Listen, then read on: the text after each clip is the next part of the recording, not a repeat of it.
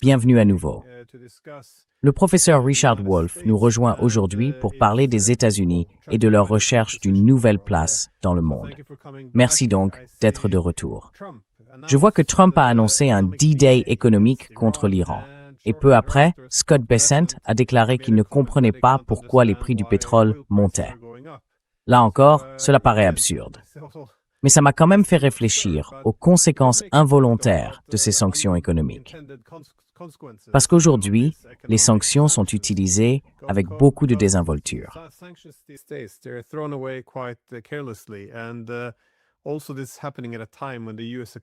Et cela se produit à un moment où l'économie américaine elle-même est en grande difficulté. Pas seulement l'économie américaine d'ailleurs, mais tout le modèle économique des États-Unis, qui leur permet de bénéficier d'un privilège aussi exorbitant dans le monde. Je me demandais donc, étant donné que d'autres alternatives se mettent également en place dans d'autres régions du monde, pour se préparer à une éventuelle crise économique aux États-Unis, ou simplement pour se préparer à être elles-mêmes soumises à des sanctions, quelles pourraient être, selon vous, les conséquences involontaires de toutes ces sanctions? Unintended consequences of all these sanctions? Eh bien, la métaphore qui jusqu'ici traduit le mieux dans mon esprit ce qui se passe, c'est celle, et je ne sais même pas si cette histoire est vraie ou non, des digues qui retiennent la mer aux Pays-Bas. Il y a l'histoire d'un jeune enfant qui découvre un trou par lequel l'eau commence à passer. Il met son doigt dans le trou pour empêcher l'eau d'entrer. Mais il constate alors que, précisément parce qu'il a mis son doigt dans ce trou, un autre trou s'ouvre. Vous savez, à quelques mètres de là. Et maintenant, il doit atteindre l'autre trou. Puis ça devient trop. C'est ce qui se passe ici.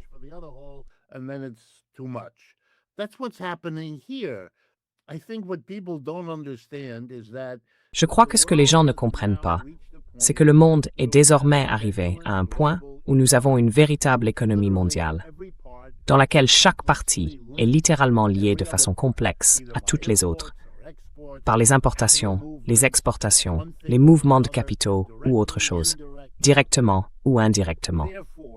Par conséquent, toute perturbation majeure, où qu'elle se produise, a des répercussions, parce que tout est lié, de manière incroyable, à travers le monde. Cela aurait dû être compris, mais ça ne l'a pas été. Si, par exemple, le monde multiplie l'endettement d'un gouvernement, l'endettement du secteur des entreprises et l'endettement des ménages,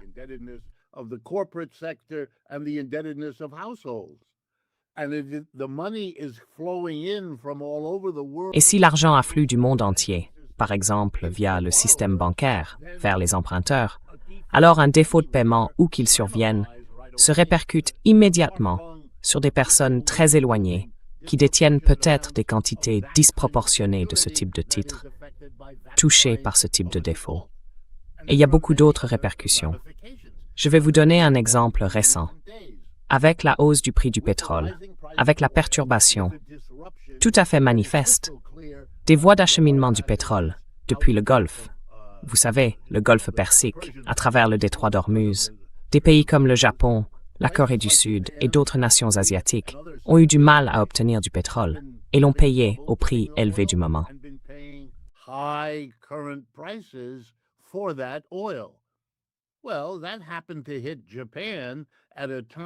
Eh bien, cela a frappé le Japon à un moment où sa situation globale le rendait de plus en plus dépendant d'un financement en yens, avec les coûts plus élevés résultant des troubles en Iran.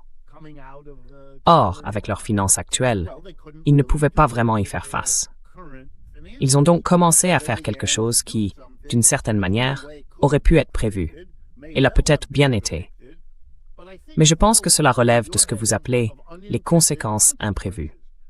Un yen en baisse face à des prix du pétrole en hausse, qu'ils devraient payer en convertissant leurs yens en dollars, ou dans toute autre devise dans laquelle le pétrole est vendu, ferait encore baisser le yen, déjà à un niveau faible. Et cela aurait désormais des effets perturbateurs. Le Japon reste la 3e ou 4e économie mondiale. C'est une économie tournée vers les exportations. Un yen en baisse soulève toutes sortes de problèmes ailleurs dans le monde.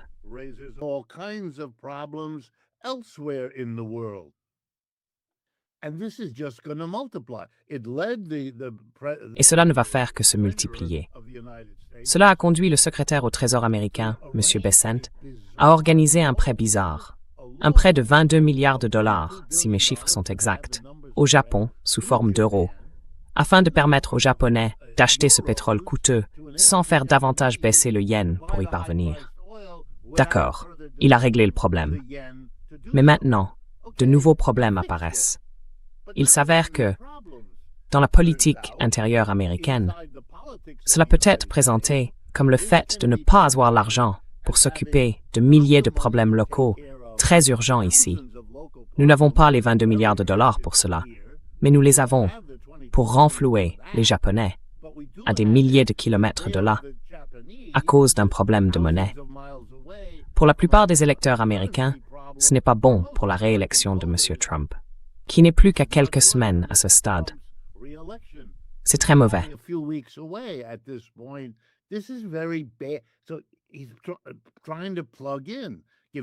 Donc, il essaie de se brancher. Je vais vous donner un autre exemple.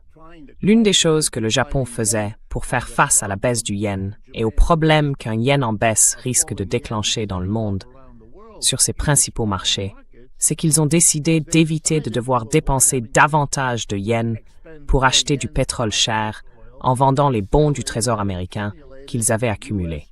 Ce sont les plus grands créanciers des États-Unis au monde.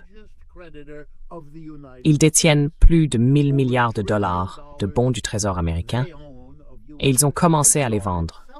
Bon, encore une fois, sans entrer trop dans les détails, pour les vendre rapidement, ce qu'ils devaient faire, ils ont baissé le prix. Si vous baissez le prix des bons du Trésor américain, les taux d'intérêt des obligations à 30 ans augmentent. Or, une hausse des taux sur les obligations à 30 ans les met en rude concurrence avec le seul autre instrument à 30 ans dans ce pays, les prêts immobiliers à long terme.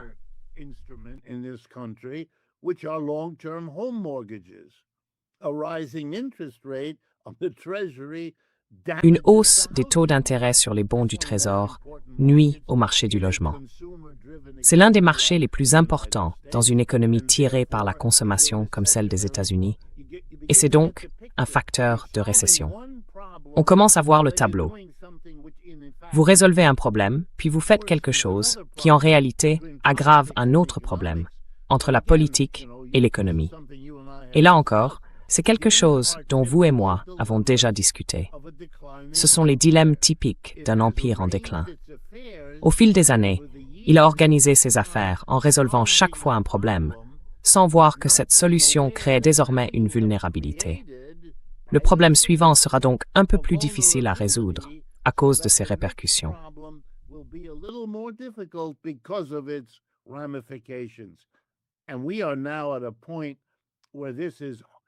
Et nous en sommes maintenant à un point où tout cela nous tombe littéralement dessus.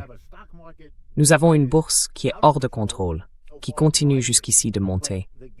Mais l'écart entre elle et la masse des gens qui ne possèdent pas beaucoup d'actions, voire aucune, devient un problème politique.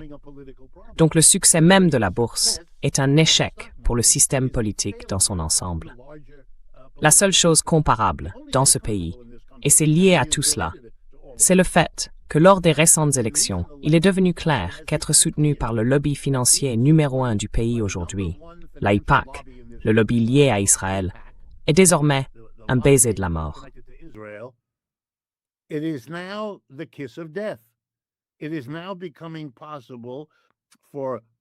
Il devient désormais possible pour des candidats progressistes de bâtir leur campagne contre les républicains comme contre les démocrates traditionnels, en disant « Mon adversaire est soutenu par l'AIPAC ». Et vous gagnez alors l'élection, parce que les gens veulent voter contre tout cela. C'est une désintégration remarquable qui est en cours dans ce pays, et elle s'accélère. On le voit d'ailleurs au nombre de progressistes qui sont membres des socialistes démocrates d'Amérique, la DSA, ou qui ne le sont pas. Cela varie, mais ils gagnent élection après élection, et de plus en plus dans des endroits où personne ne l'avait prévu. Et le résultat est politiquement évident tout autour de nous. Et je dois aussi préciser que cela ne se produit pas seulement à gauche. Le soutien de la droite à Trump se fissure et se fragmente lui aussi autour de beaucoup des mêmes questions. Yes, well, yeah, it's hard to deny that all these things are happening, but Il est difficile de nier que toutes ces choses se produisent. Mais ce que vous décrivez donne l'impression que le point de rupture est déjà là, qu'il n'y a pas de retour en arrière possible. Pourtant, il semble que le principal effort de Trump soit, je suppose, de réorganiser le système économique mondial, parce qu'il ne soutient plus, enfin, la domination américaine. Encore une fois, les États-Unis s'affaiblissent, comme vous le dites. Il n'y a plus moyen d'arrêter cela. Alors, qu'a-t-on fait dans le passé? Et comment les États-Unis pourraient-ils essayer de le restructurer de façon à conserver cette position dont ils jouissaient autrefois? To still have that position it used to enjoy. Well, I'm afraid at this point, Eh bien, j'ai bien peur qu'à ce stade, la conversation atteigne un niveau de déprime assez remarquable. Je ne vois pas d'autre mot, à tous les niveaux. Et c'est ainsi qu'une forme d'ironie politique particulière commence à apparaître. Laissez-moi décrire cette ironie, puis je reviendrai à votre question. L'ironie, c'est que la gauche progressiste, par souci de transparence, c'est là que je me situe. Donc, vous entendez un point de vue qui vient de cette partie de la population ici. Mais j'essaie vraiment, autant que possible, de distinguer ce que je souhaite de ce que je pense être en train de se produire. Mais j'ai remarqué que si vous me demandez quel est le succès des socialistes démocrates progressistes, what is the success of the progressive democratic socialists? Is it a turn of the American population to socialism? la population américaine se tourne-t-elle vers le socialisme?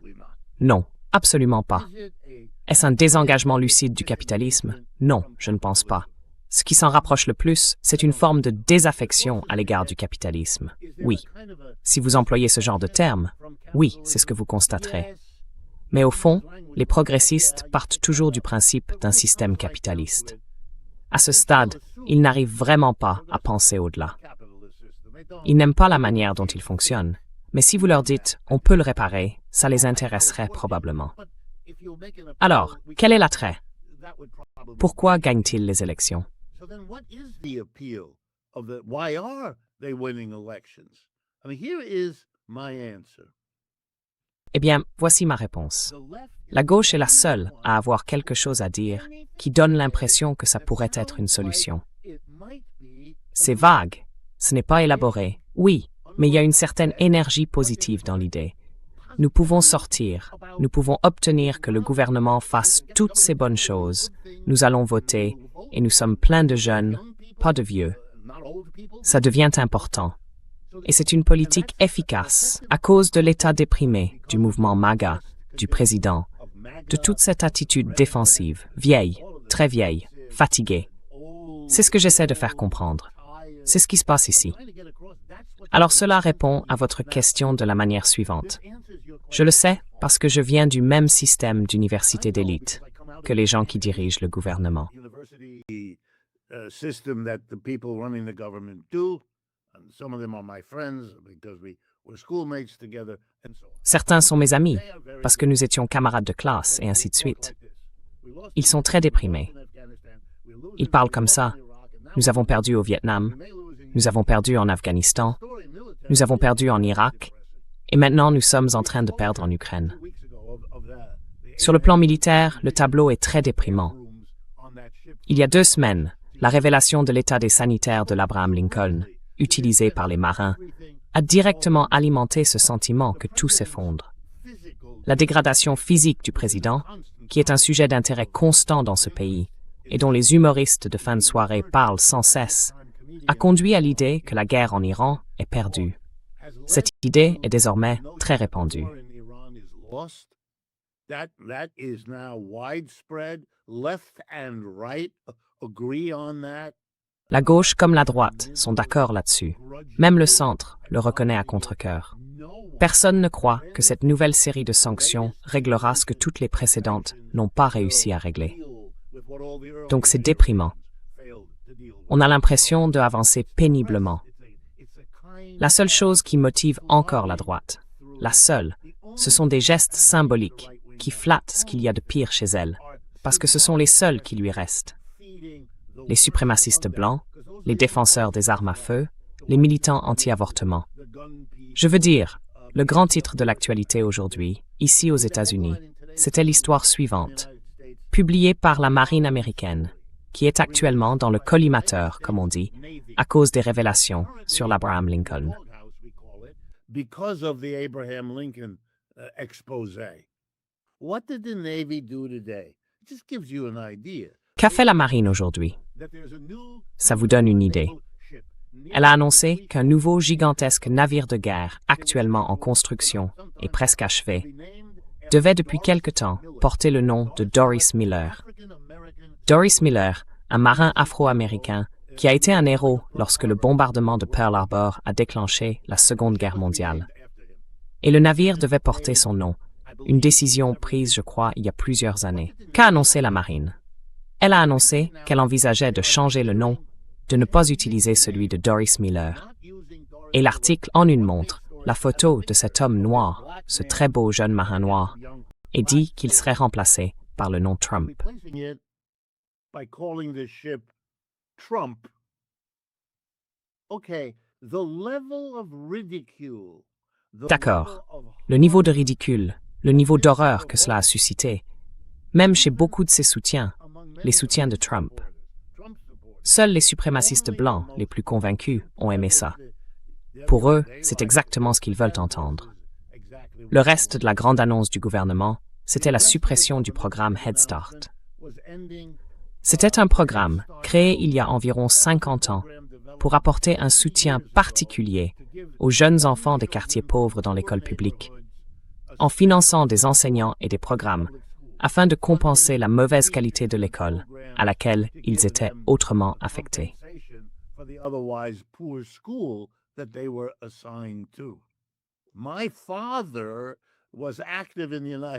Mon père a participé activement aux États-Unis à la mise en place du programme Head Start il y a 50 ans.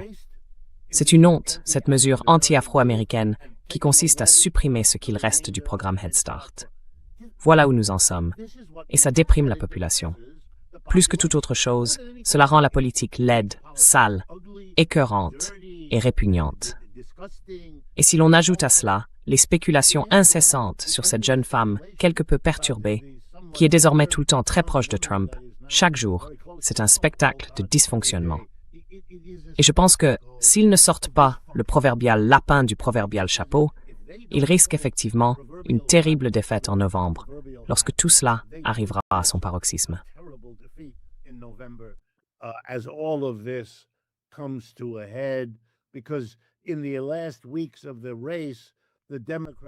Parce que, dans les dernières semaines de la campagne, les démocrates trouveront le courage de dire certaines de ces choses qu'ils n'ont pas eu le courage de dire jusqu'ici.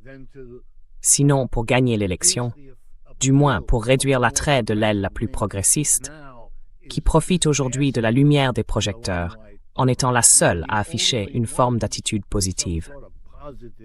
Et quand il s'agit de l'économie, qui est mon domaine de spécialité, l'ampleur des problèmes est tout simplement spectaculaire. Le budget de l'an prochain, qui doit être présenté dans les prochaines semaines, affichera encore un déficit, probablement plus important que le précédent, à un moment où la capacité des États-Unis à emprunter de l'argent pose problème. S'ils empruntent au taux normal sur 30 ans, ils devront payer plus de 5,25% d'intérêt.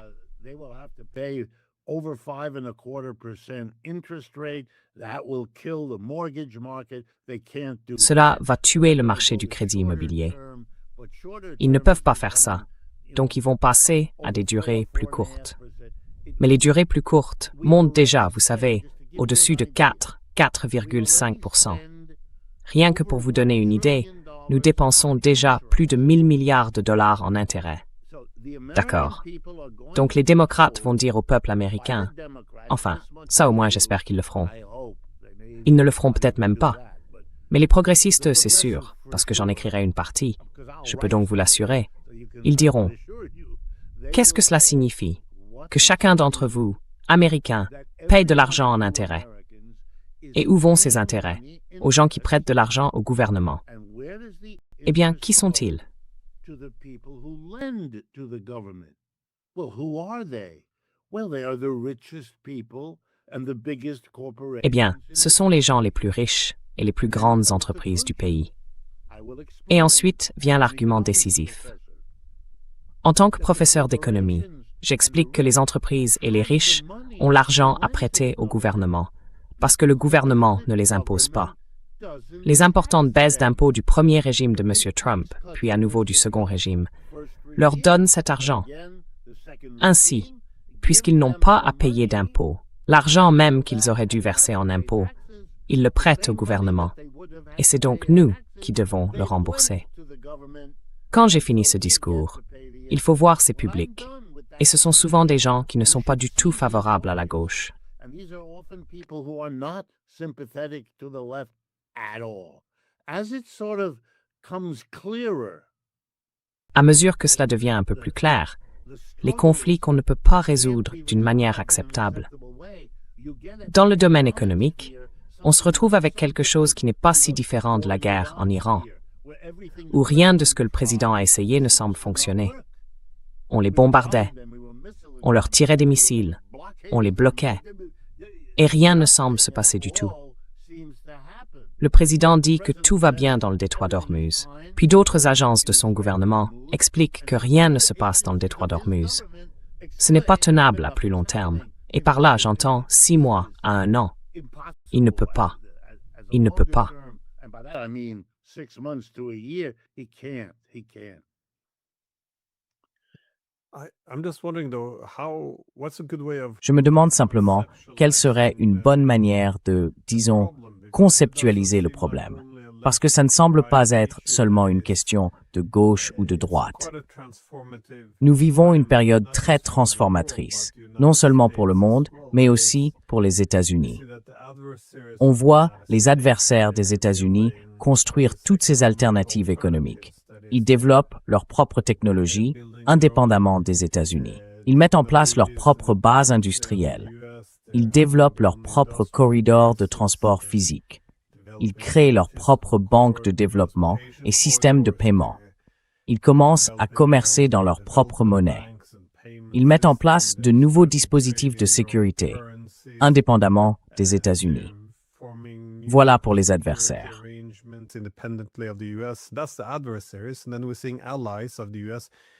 Et puis, on voit les alliés des États-Unis eux-mêmes s'inquiéter davantage de leur dépendance envers un pays, non seulement en déclin, mais qui devient aussi beaucoup plus imprudent.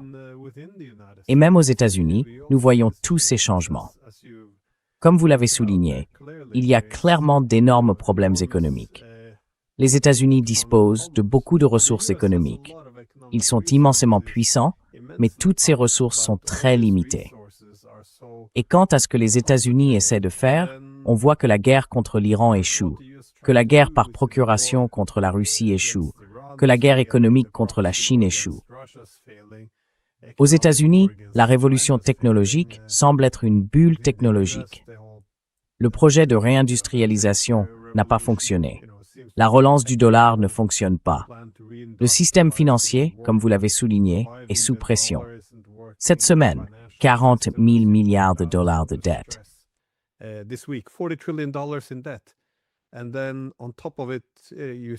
Et puis, par-dessus tout ça, on voit grandir une forme de désespoir social, comme vous le disiez, la polarisation politique, où chaque camp présente l'autre comme un ennemi, la radicalisation.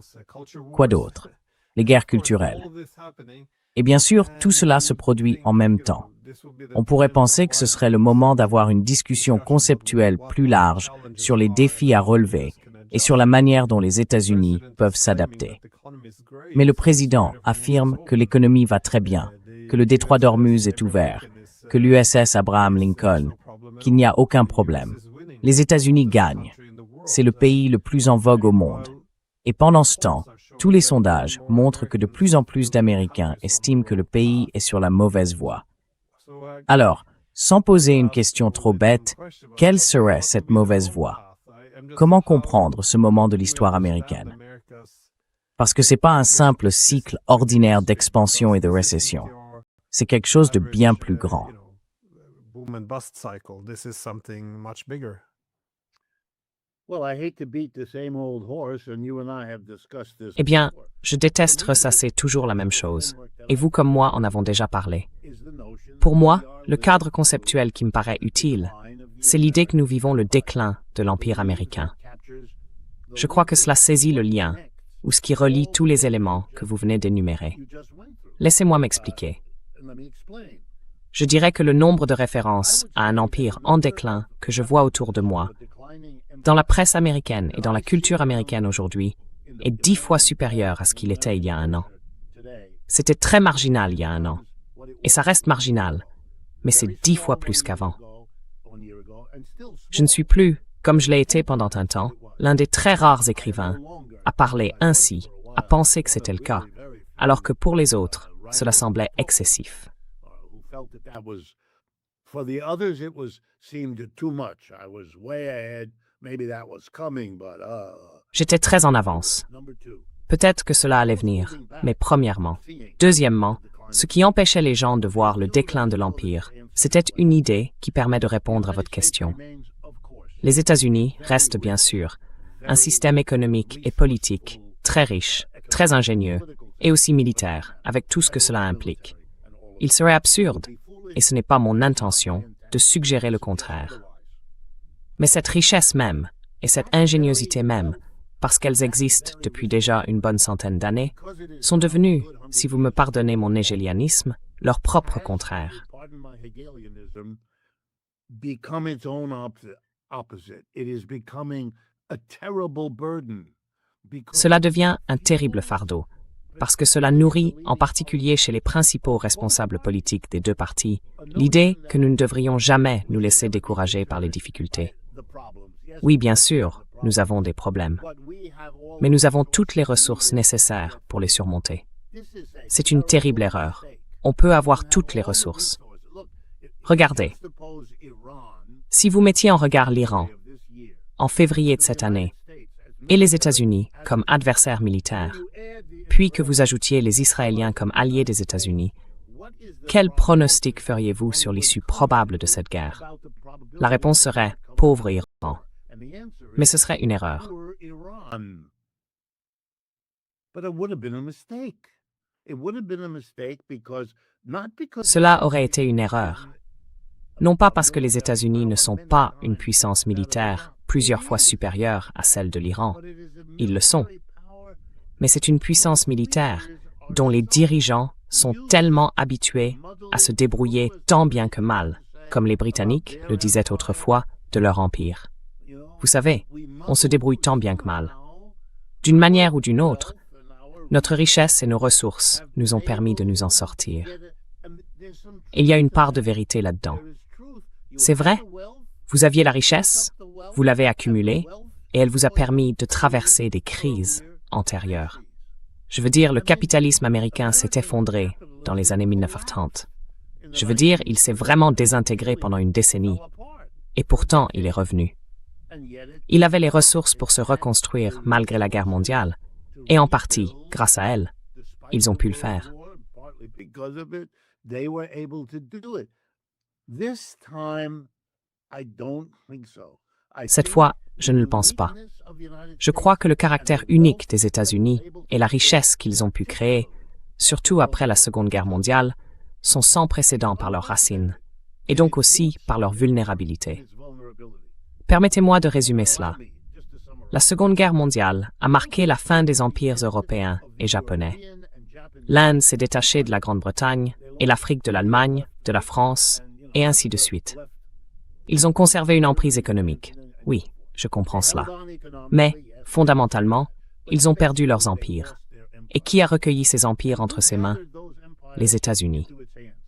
Les États-Unis ont émergé, capables et désireux de remplacer les Européens. Qui devient le grand ami de l'Inde une fois qu'elle se détache de la Grande-Bretagne? Les États-Unis. Qui devient actif partout en Afrique, alors que les Français, les Belges et les autres doivent tous se retirer. Les Américains. Les Américains ont donc bénéficié du fait d'hériter du colonialisme européen, tout en se présentant comme les alliés des colonies, parce qu'après tout, eux-mêmes avaient été une ancienne colonie. Formidable. Et tout cela était emballé dans l'idée suivante. Nous apportons la démocratie. Nous sommes les porteurs de la démocratie. Alors, vos colonisateurs, débarrassez-vous-en. Souvenez-vous, vous savez, du fiasco du canal de Suez en 1955, et ainsi de suite. Nous allons prendre le relais. Et cela a donné aux États-Unis, et c'est là l'important, la position dont les Européens avaient bénéficié.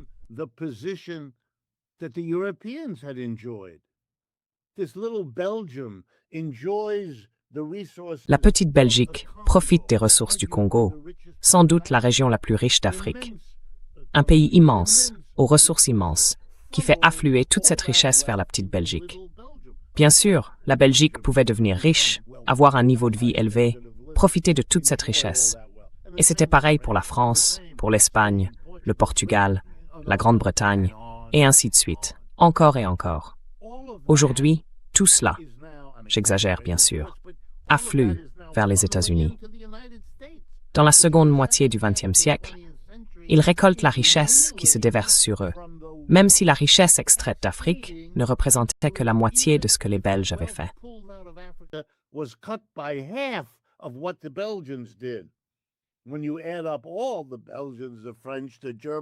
Quand on additionne tous les Belges, les Français, les Allemands, et ainsi de suite, cela a littéralement submergé les États-Unis. Ça leur a donné un énorme coup de pouce. C'est ainsi qu'est apparue, dans la seconde moitié du XXe siècle, la position absurde des États-Unis. Numéro 1 sur le plan politique, premier exportateur, premier importateur, première source de capitaux, le dollar comme monnaie mondiale, tout cela. Mais cette position était intrinsèquement vulnérable, du fait de cette circonstance absurde. Les deux océans les ont épargnés des horreurs des Premières et Secondes Guerres mondiales. C'est ainsi que l'Europe coloniale s'est détruite elle-même avec le Japon. Donc, ce que nous vivons aujourd'hui, c'est le retrait de toutes les parties. Et regardez l'Iran. C'est comme un symbole criant de tout cela.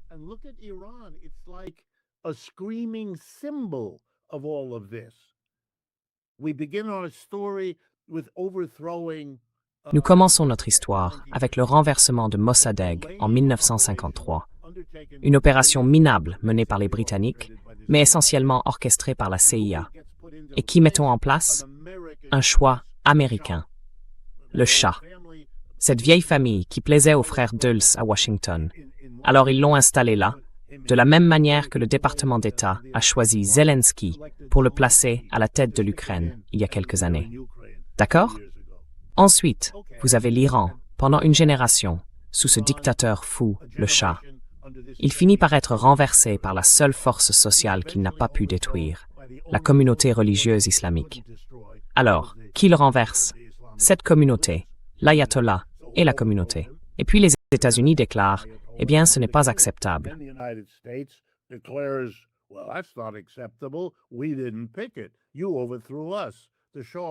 Nous ne l'avons pas choisi. Vous nous avez renversés. Le Shah, soit dit en passant, a été exfiltré d'Iran et a fini sa vie aux États-Unis, où on lui a accordé l'asile, comme si le symbole n'était pas déjà assez évident. Mais voici le point maintenant. Les opprimés, les renversés, l'exemple parfait de ce que j'essaye d'esquisser, l'histoire boucle désormais la boucle. L'Iran a tenu les États-Unis en échec. Il a fini par comprendre comment faire, en installant ses silos à missiles sous terre, dans ses montagnes, et ainsi de suite, et ainsi de suite. Comment échapper à... Bon, j'exagère, mais tous les autres pays font la même chose. Amis comme ennemis essaient de comprendre comment se soustraire au danger. Et l'ironie, c'est qu'on dirait maintenant que le monde entier est contre M. Trump.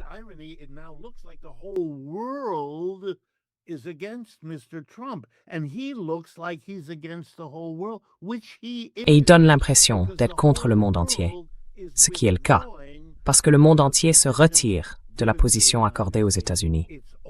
C'est fini. Pour le reste du monde, c'est-à-dire, à bien des égards, c'est une bonne nouvelle. Pour les États-Unis, c'est terrible. Et vous avez un Trump qui le met en scène. Il va imposer des droits de douane à tout le monde. Il va sanctionner tout le monde. Et il est sûr de lui, parce que la richesse des États-Unis est tellement disproportionnée par rapport au reste du monde que la simple menace de leur mécontentement devrait suffire, puisque ça a toujours marché au cours des 75 dernières années.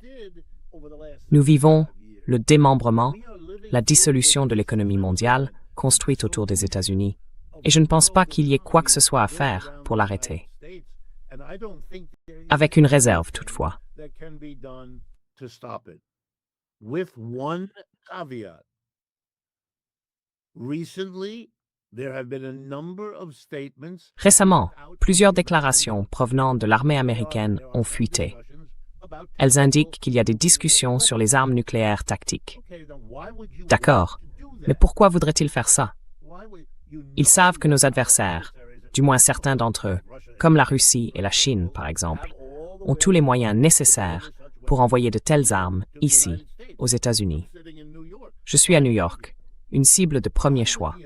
Pourquoi les Américains voudraient-ils faire ça? Eh bien, ils voient une situation qui se désintègre et ils ne savent pas quoi faire. Ils sont désespérés. Et rien d'autre ne leur vient à l'esprit que les armes nucléaires. D'ailleurs, ils parlent précisément d'utiliser des armes nucléaires en Iran. Enfin, peut-être ailleurs aussi. Ils sont tellement au bout de ce qu'ils peuvent imaginer faire que c'est là qu'en sont leurs réflexions.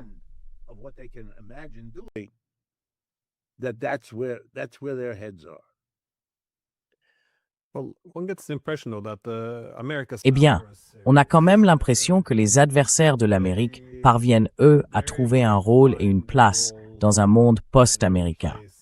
Autrement dit, ils discutent actuellement et élaborent une architecture économique internationale alternative avec leurs propres corridors commerciaux et de transport, ainsi que des mécanismes financiers. Ils évoquent aussi de nouveaux dispositifs de sécurité. On en voit même certains prendre forme au Moyen-Orient. De nouvelles institutions politiques également, qu'il s'agisse des BRICS, de l'Organisation de coopération de Shanghai. Tout cela sous la bannière d'un mouvement et d'identité post-hégémonique.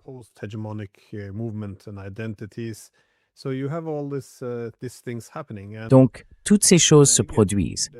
Et encore une fois, elles sont loin de faire l'objet d'un consensus mondial. Mais on les voit s'adapter, avec enthousiasme, aux nouvelles réalités, je dirais. Mais les alliés de l'Amérique, vous avez mentionné les anciens empires européens et japonais, après la Seconde Guerre mondiale, lorsqu'ils ont perdu leurs empires, ont trouvé un nouveau rôle dans le monde.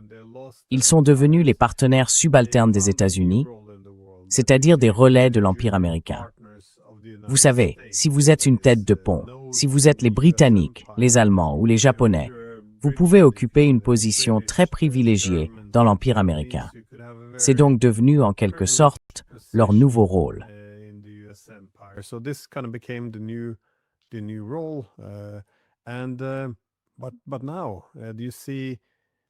Mais aujourd'hui, vous voyez, le déclin des États-Unis a deux conséquences. D'abord, les États-Unis disposent de moins de ressources, mais ils doivent définir de nouvelles priorités. Ensuite, la relation est bien plus extractive, comme vous et moi en avons déjà parlé. On voit désormais cette tendance à cannibaliser les alliés. Je dirais même à les humilier inutilement, comme Trump l'a fait avec les Sud-Coréens. Mais pour ce qui est de leur position économique, de leur sécurité, de l'idéologie qui les a définis, de leur identité, enfin, où vont-ils à partir de là? Quels sont au juste leurs rôles dans ce nouveau monde? Comme vous l'avez suggéré, l'Empire américain a atteint un point de rupture.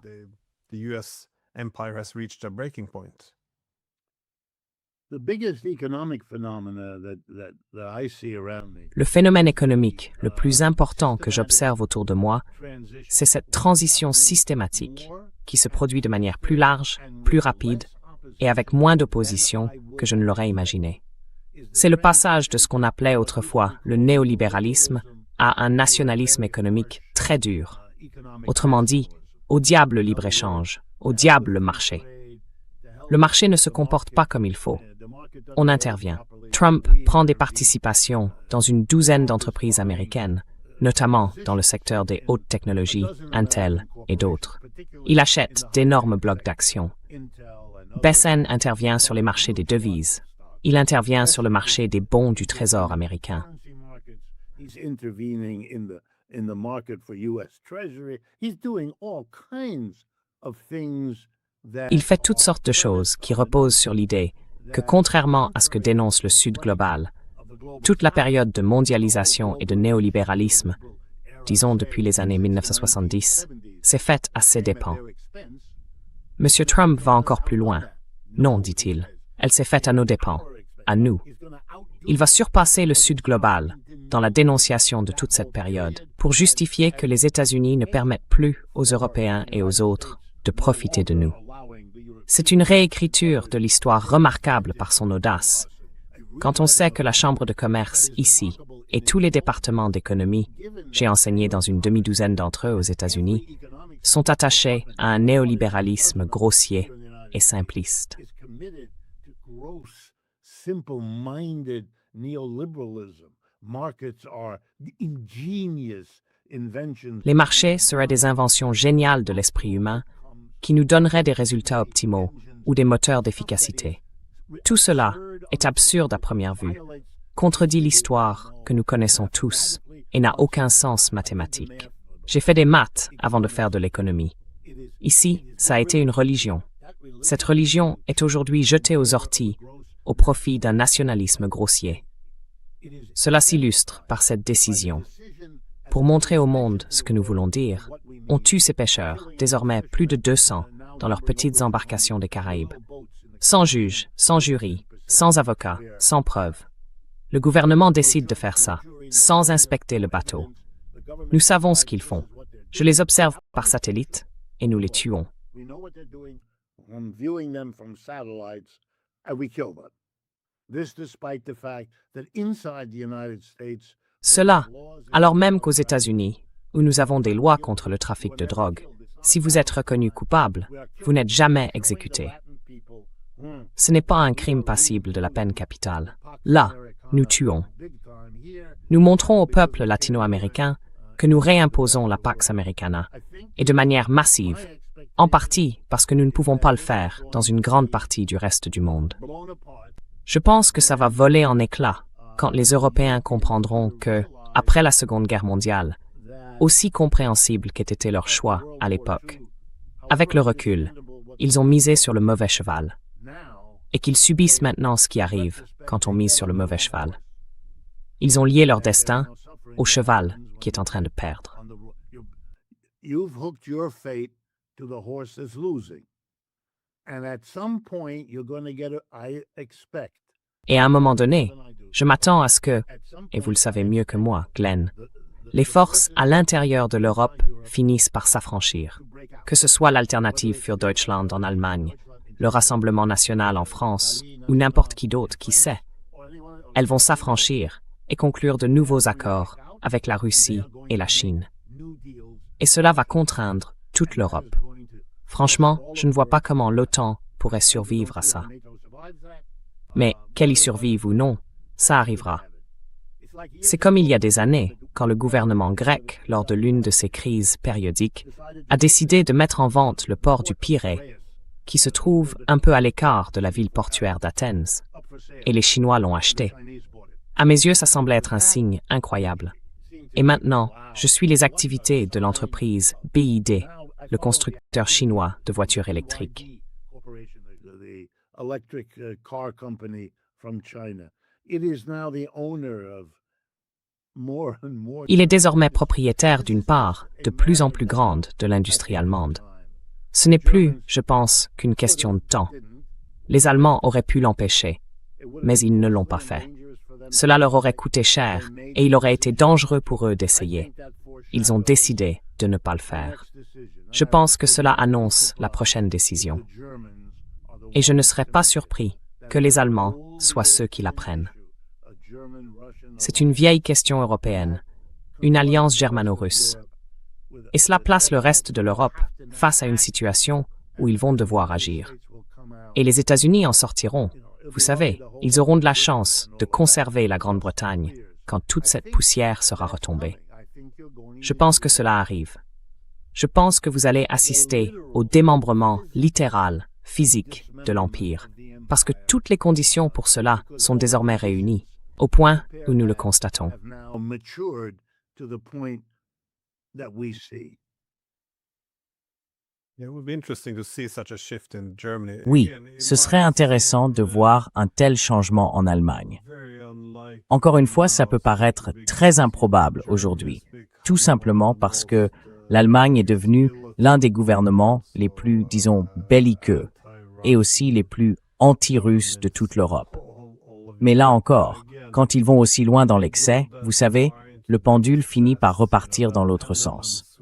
Et je pense que c'est pour ça que l'alternative pour l'Allemagne est, en quelque sorte, l'opposition la plus puissante d'Europe qui veut réellement faire autrement et qui pourrait réellement faire autrement. wants to do something different, that actually could do something different. And it would be good to see Et ce serait bien de voir si elle pouvait se positionner de manière à, je suppose, créer un modèle, un véritable modèle économique pour l'Europe. Un modèle qui aurait aussi intérêt à préserver certaines des institutions et des règles que nous avons réellement bâties au cours des dernières décennies. Parce qu'il semble qu'aujourd'hui, tout soit jeté par-dessus bord. Tout ce monde ouvert et connecté que nous avons tous construit au cours des dernières décennies.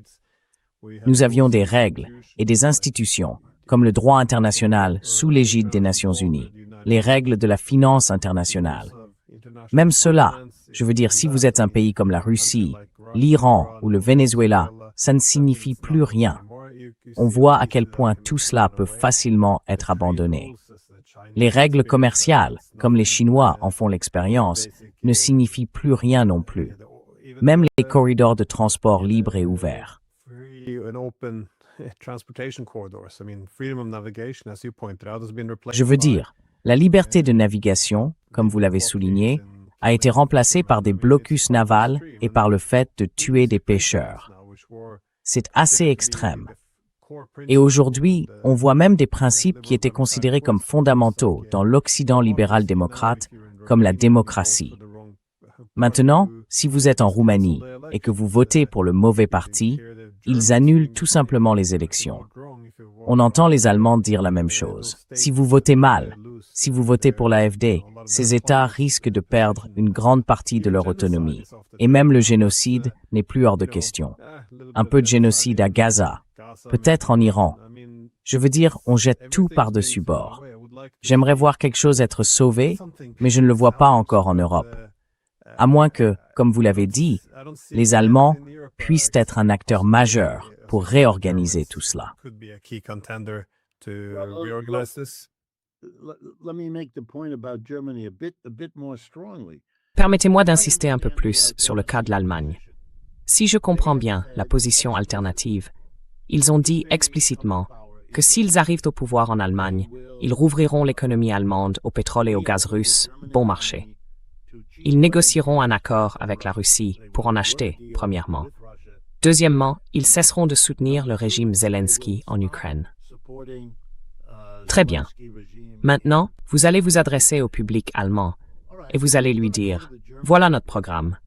Vous n'aurez plus à payer des impôts pour financer une guerre en Ukraine. Et cela va nous faire économiser. Je peux vous faire économiser X euros par an de cette façon.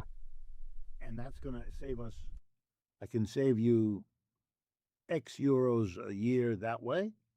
And I'm going to drop the disastrous. Et je vais faire baisser les prix désastreux du pétrole et du gaz qui ont créé les difficultés que vous avez connues. Les factures coûteuses pour chauffer votre maison, faire rouler votre voiture et tout le reste. Voilà ce que je vous apporte. Et je peux vous l'apporter littéralement du jour au lendemain, instantanément. Voilà ce que vous obtenez. Et en plus, si vous êtes de droite, je tiendrai les immigrés à l'écart. Mais empêcher les immigrés d'entrer ne leur suffira pas. Et ils le savent. Ce sont ces deux autres arguments qui feront la différence. Et puis, si nous arrêtons la guerre, nous arrêtons aussi l'arrivée d'immigrés. Donc, vous en gagnez un autre de cette façon. Et si vous arrêtez la guerre en Iran, si vous empêchez les Américains de faire des choses insensées, cela empêchera aussi davantage d'immigrés de venir. Also will prevent more immigrants from coming, because they all come from, not all, but you understand. Parce qu'ils viennent tous, pas tous, mais vous voyez ce que je veux dire, du Moyen-Orient, les Syriens et de toute l'Europe. ce sont les gens qui arrivent. C'est un argument très puissant pour une opinion publique allemande qui est très « regardez les sondages sur Merz ». Je veux dire, c'est un excellent indicateur et c'est un excellent adversaire pour eux. Il a dirigé BlackRock, une société américaine de capital risque en Allemagne, avant de devenir leur dirigeant. Je veux dire, c'est une marionnette américaine. C'est ainsi qu'il le présente, et c'est ainsi qu'il se présente lui-même. Et sa popularité a chuté comme une pierre, d'après ce que je suis en Allemagne. Je ne sais pas si je te l'ai dit, Glenn. Ma mère est née à Berlin.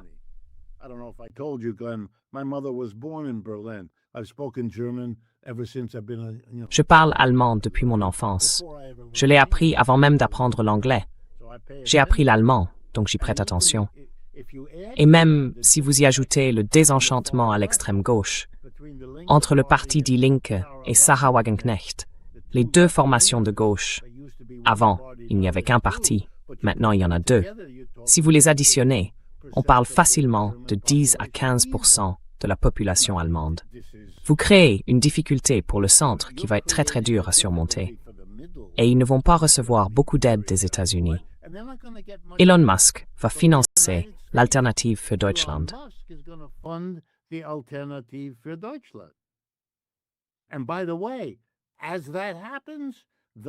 Et d'ailleurs, à mesure que ça se produira, le centre qui est à gauche rejoindra Die Linke.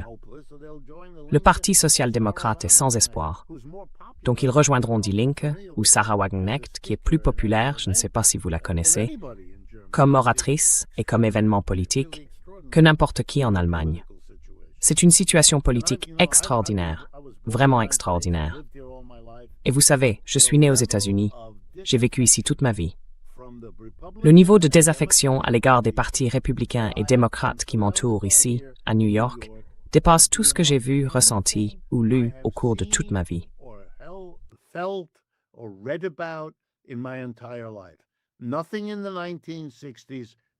Rien, dans les années 60, n'approchait le niveau de désaffection que nous connaissons aujourd'hui. C'est tout simplement incroyable. Cela s'aligne parfaitement sur le plan chronologique. Autrement dit, plus une personne est âgée, moins elle présente ce que je décris. Plus elle est jeune, plus elle le présente. Et donc, littéralement, le temps passe. Vous savez, les personnes âgées disparaissent. Elles sont remplacées par les jeunes. Et pour eux, vous savez, la guerre froide, c'est de l'histoire ancienne. Ils ne la connaissent pas. Ils s'en moquent. Ils vivent dans un capitalisme qui leur a promis toute une forme de vie qui ne leur est pas accessible. Et ils le ressentent, ils le savent. Et chaque jour, tout vient renforcer ce sentiment.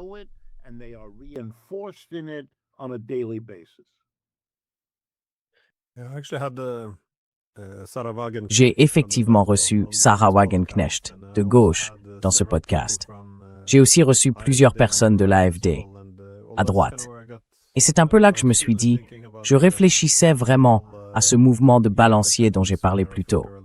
Parce que Scholz et Merz ont entraîné l'Allemagne dans une direction tellement belliciste et radicale, avec tout cet enthousiasme pour la guerre, toutes ces politiques économiques horribles. Je pense qu'une correction massive devra forcément arriver.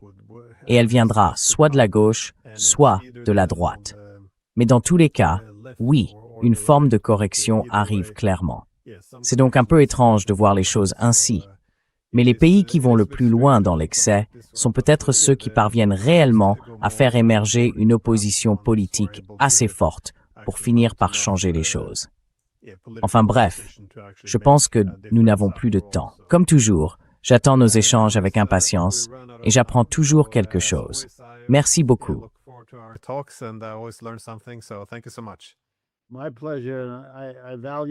Tout le plaisir est pour moi. J'apprécie cette conversation et j'apprécie le travail que vous faites. Ici aux États-Unis, de plus en plus de mes amis et collègues connaissent vos programmes et les attendent avec impatience. Vous nous aidez donc beaucoup. Et si je peux vous être utile, bravo. C'est ce qu'on appelle ici une situation gagnant-gagnant.